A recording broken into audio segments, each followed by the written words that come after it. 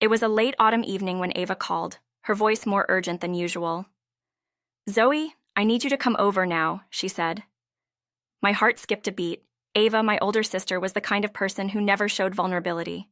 She was always in control, the perfect picture of success, with a thriving marriage and a beautiful home. I couldn't imagine what could be so serious that she'd ask for help like this. "Is everything okay?" I asked, trying to keep my voice calm. "No," she whispered, and then the line went dead. The drive to her house felt longer than usual, each passing streetlight heightening my sense of unease. I wasn't used to this side of Ava. Normally, she was the one lecturing me on how I should get my life together and move out of our parents' house. "You're 35 and still single. You should be building your own life, Zoe," she'd say. But tonight, something had shifted, and it left me feeling unsettled. When I arrived at Ava's house, it was dark except for a faint glow from the living room window. I let myself in, the door unlocked, which was unusual for her. Ava was sitting on the couch, a glass of wine in hand, but she didn't look up when I entered. Her husband Henry wasn't anywhere to be seen. I sat down beside her, waiting for her to speak. Minutes passed in silence before she finally broke it. "Henry's been having an affair," she said, her voice hollow. My heart sank. I didn't know what to say. Henry? The same Henry who always seemed like the perfect husband? "How did you find out?" I asked quietly.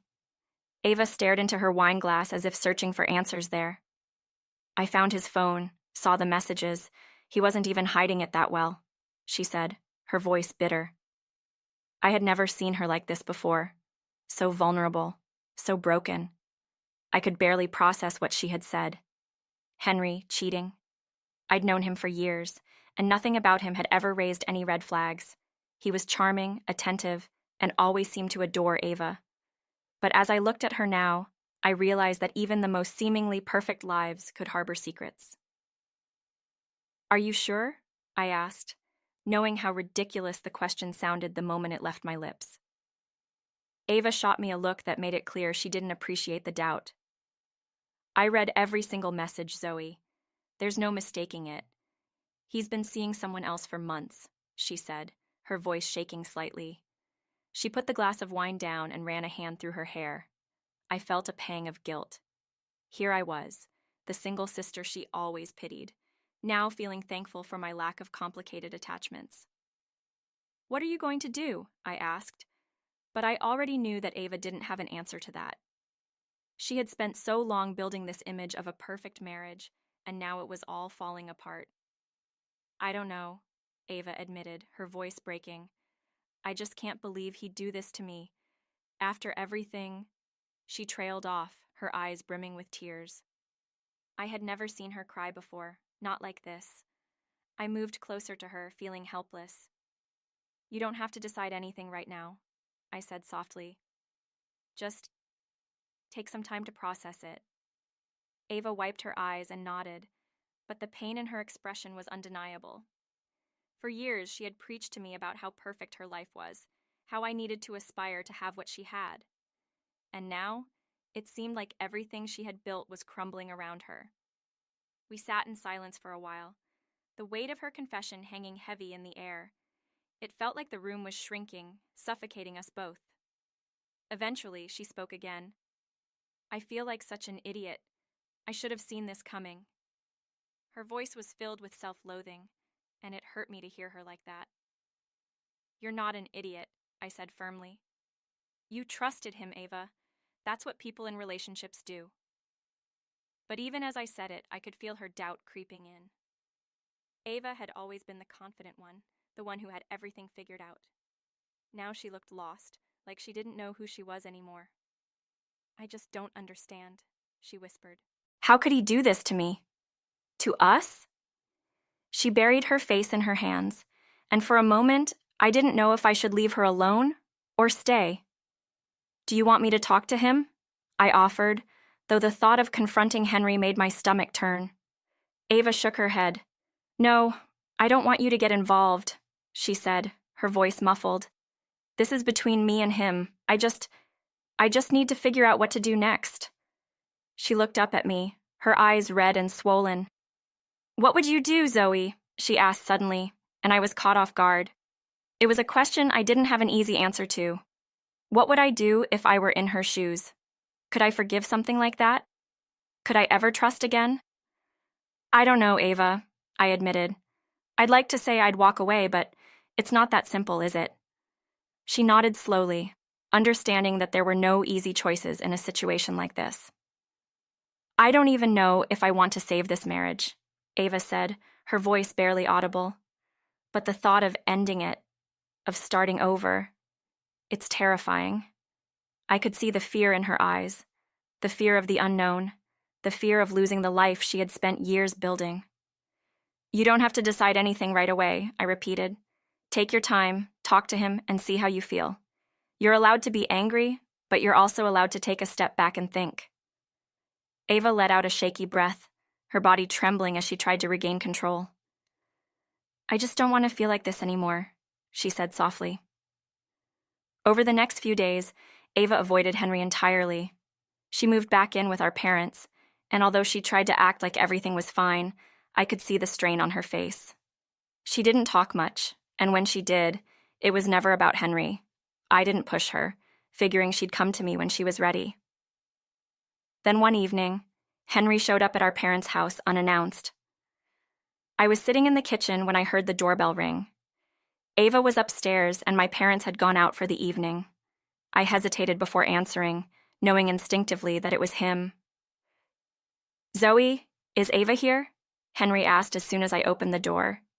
He looked like a wreck. His clothes were wrinkled, his eyes bloodshot. I stood there for a moment, unsure of what to do. She doesn't want to see you, I said bluntly. Henry sighed, running a hand through his messy hair. I just need to talk to her, please. Against my better judgment, I let him in. Ava needed closure, and maybe this conversation would give her that. I led him to the living room and went upstairs to get her. When I knocked on her door, she didn't answer right away. Ava, it's Henry. He's here, I said softly. I heard movement inside, and a moment later, the door opened. Ava looked at me, her face expressionless. He wants to talk, I added, though I wasn't sure if she'd want to. She stared at me for a few seconds before nodding slowly. Fine, she said. We went downstairs together, and the tension in the room was palpable. Henry stood up as soon as he saw her. Ava, I'm so sorry, he blurted out, his voice shaky. I know I messed up, but please, just hear me out. Ava crossed her arms, her face cold. What do you want, Henry? She asked, her tone sharp. Henry flinched at her words, but he didn't back down. I didn't mean for any of this to happen, Henry began, his voice cracking. I don't know what I was thinking. It was a mistake, Ava, a huge mistake. I love you, and I don't want to lose you. His words were frantic, desperate. Ava didn't respond right away, just watched him with a blank expression. I stayed silent, feeling like an intruder in their emotional battlefield. Henry stepped closer to her, but she took a step back, her face hardening. You love me? She asked, her voice laced with disbelief. Is that what you call this? Lying to me for months? Sneaking around behind my back? Is that love, Henry? He opened his mouth to respond, but she cut him off. I trusted you, she said, her voice rising. I gave you everything, and this is how you repay me? Henry looked like he had been punched in the gut. I know I don't deserve your forgiveness, but please, Ava, just give me another chance. Ava shook her head, her lips trembling as she fought to keep her composure. I don't know if I can forgive you, Henry. I don't know if I can ever trust you again, she said quietly. Henry's shoulders slumped, and for a moment I thought he was going to break down right there in front of her. Ava, please. I'll do anything, he whispered. I'll go to therapy. I'll quit my job. I'll do whatever it takes to fix this. Ava stared at him, her eyes unreadable. For a second I thought she might soften, that she might consider giving him a second chance. But then, she turned away from him, shaking her head. I don't think there's anything you can do to fix this, she said, her voice filled with finality. Henry's face crumpled, and he took a shaky breath. So that's it? It's over? Ava didn't respond right away. When she finally spoke, her voice was calm, but resolute. Yes, Henry, it's over. Henry stood there staring at Ava as if he couldn't believe what he was hearing. He looked like a man who had lost everything, and in a way, he had. Without another word, he turned and walked out the door, leaving it swinging in his wake. The silence that followed his departure was deafening. Ava stood frozen in place for a long moment, staring at the door as if expecting him to come back. But he didn't. Slowly, she turned to me, her face pale. It's really over, she whispered, as if saying it out loud made it more real. I stepped forward and pulled her into a hug, holding her tightly as she began to cry. The sobs racked her body, and I could feel the weight of her heartbreak. She had loved Henry, despite everything, and now she was grieving the loss of a life she had once thought was perfect. You're going to be okay, I whispered, though I wasn't sure if she believed me yet. In the days that followed, Ava moved out of their house and started the process of divorce. It wasn't easy, and there were times when she wondered if she had made the right choice. But every time the doubt crept in, she reminded herself of the betrayal, of the lies Henry had told, and it steeled her resolve. Slowly, she began to rebuild her life, piece by piece. She focused on her career, spent more time with friends and family, and started to rediscover who she was outside of her marriage. As for Henry, he tried to win her back, sending flowers and calling her repeatedly, but Ava stood firm. She had made her decision, and there was no going back. One evening, as we sat together on my couch, Ava looked at me and smiled for the first time in what felt like forever. You know, she said, for the first time in a long time, I feel free. I smiled back, proud of how far she had come. Ava had always been strong, but now she was learning to be